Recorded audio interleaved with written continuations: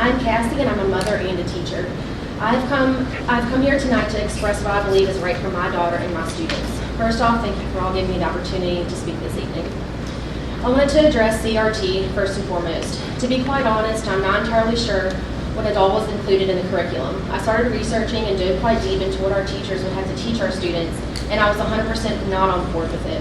I had purchased the book Cultural Competence Now, and when I tell you my jaw dropped when I opened the first chapter of the book, it dropped.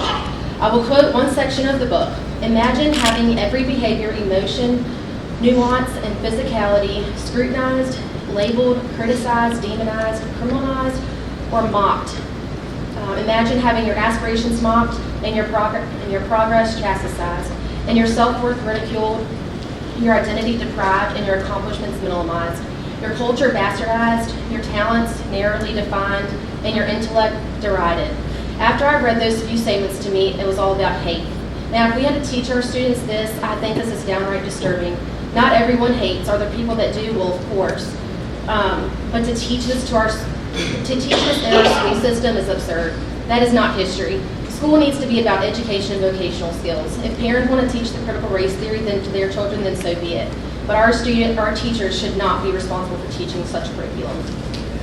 God made man and woman, and that is what I believe. Children were taught at a young age that boys go into boys' bathrooms and girls go into girls' bathrooms. Just because the child is uncomfortable going to the bathroom or using a locker room with someone of the opposite biological gender does not mean that they have been taught to be afraid or to hate.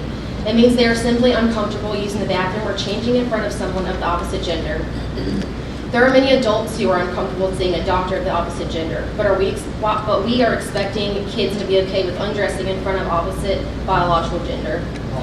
But that is not a whole issue with the bathrooms. It is the one day a girl can be a girl and a girl can be a boy the next day. The teachers legally cannot make them go into the correct bathroom. This puts the teacher in an impossible position. Locker rooms to me is a big issue. When students are in middle school and high school, whatever the student wants to be that day, they can go into whatever locker room they choose. This is not okay with me. At this age, students can be extremely mischievous, and yes, kids should be taught not to behave that way, but that doesn't mean that they will be. And the school still has a responsibility to protect all students. One student could dare another student to go into another bathroom, or into another gender's bathroom, and guess what? Teachers cannot do a thing about it. At the end of the day, this will cause much bigger issues like bullying, and that is already a big issue as it is. Finally, masks, I'm just going to say one thing about it. It should be 100% up to the parents, and our governor should not determine if my student or my child or my children wears a mask.